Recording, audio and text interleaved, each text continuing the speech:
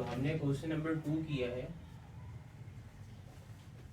क्योंकि पेपर में सिर्फ, बुक में तो कॉस 46 है, पेपर में सिर्फ ये क्वेश्चन नहीं है, इसके अलावा भी जो है वो डिफरेंट फंक्शन से क्वेश्चंस आते हैं। तो इसी क्वेश्चन को रिपीट करने के लिए और इसको थोड़ा सा और ज़्यादा स्ट्रॉन्ग करने के लिए हम सिमिलर एक क्वेश्चन सॉल्व कर लेते हैं। फॉर एग्जांपल आप सॉल्व कर लें साइन 44, साइन 44।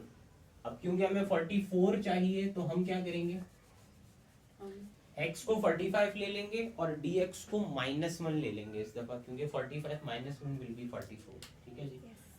तो क्या डिसाइड हुआ था हमारा, सबसे पहले जो भी फंक्शन हमें गिवन होता है उसको हम लेट कर लेते हैं। Let y is equal to sine x।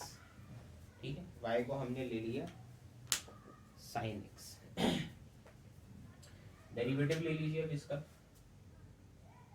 Taking derivative with respect to x on both sides। ये क्या हो जाएगा, d by dx of y and d by dx of sin x। ये हो जाएगा dy by dx, और sin x का derivative simply cos x होता है। लास्ट क्वेश्चन में भी हमने ऑब्जर्व किया कि हमें dy ओवर dx नहीं चाहिए था, हमें सिर्फ dy की वैल्यू चाहिए थी आगे। तो यहीं पे आप क्या कीजिए, dy को अलग कर लीजिए, dy हो जाएगा cos x into dx, ये आ गया इस दफा आपका dy। ठीक है जी।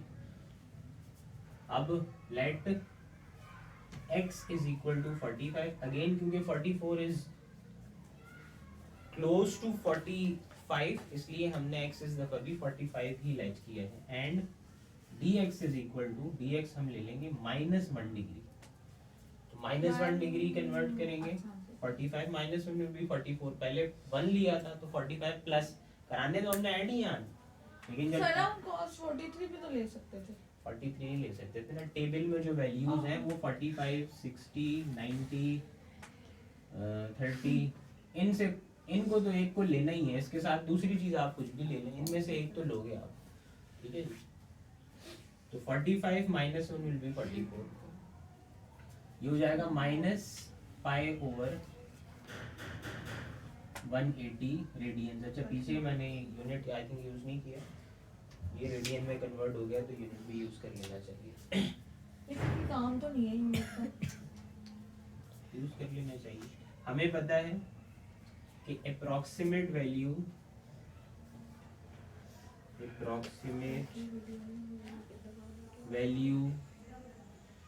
ऑफ, अब क्योंकि क्वेश्चन आपके पास साइन का है, ठीक है, तो sine x plus D X, पीछे यहाँ कॉस था तो मैंने कॉस लिखा था, ये किसके इक्वल होगा, y प्लस डी वाई के।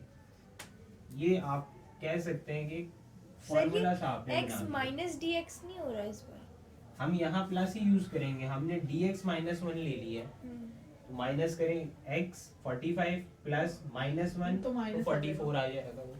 तो यहाँ माइनस नहीं आएगा, ये तो फॉर्मूला है, इसमें तो हमेशा प्लस ही आएगा, माइनस आपको खुद लेना है। ठीक है जी, यहाँ तक कर लें इसको। कर लिया फिर साथ में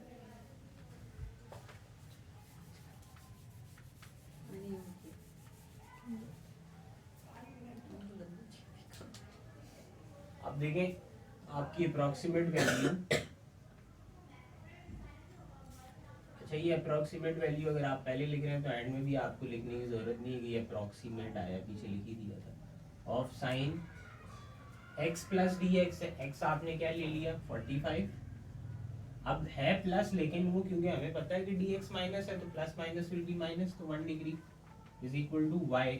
y आपने क्या लेट किया है साइन, y क्या लेट किया था, साइन x लेट किया था हमने। यस, तो साइन पहले लिख देते हैं, साइन x प्लस dy आ गया था हमारा cos cos x x dx। dx। ठीक है जी। तो approximate value of sin 45 minus 1 is 44 is equal to sin x, तो हो जाएगा sin 45 plus cos x cos 45 dx आपने लिया था -1, तो ये आया था रेडियन में -π/1 180, ठीक है।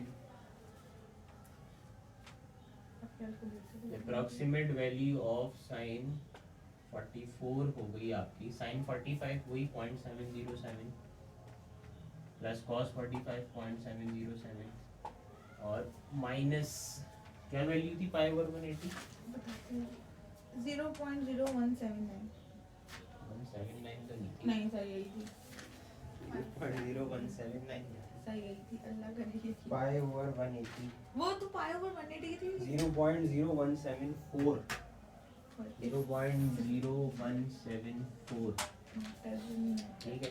Approximate value of sine 44 is equal to 0.707 plus minus minus पहले मल्टीप्लाई करवा दीजिए इनको, मल्टीप्लाई करो 0.707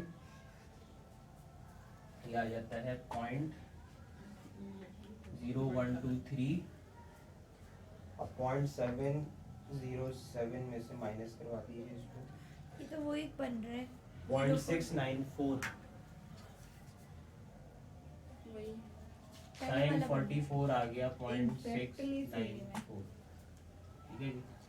ये इसकी फर्क बिल्कुल बनना भी चाहिए वही सेम, साइन और कॉस क्यों बनना चाहिए सर तेरा बनना भी चाहिए बिल्कुल सेम, क्यों बनना चाहिए वो बताता हूँ, उसको मैट्रिक में हम पढ़ चुके हैं। साइन कॉस इस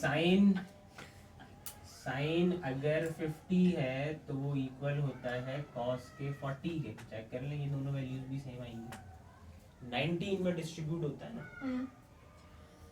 अगर cos पीछे 46 था तो ये इक्वल होगा sin 44 के, सही बात है क्योंकि ये सम आपका 90 बनाता है, बेसिक बात तो होना भी चाहिए था इक्वल, तो इसलिए आंसर भी हमारा ठीक है। अब चेक ये करेंगे क्वेश्चन भी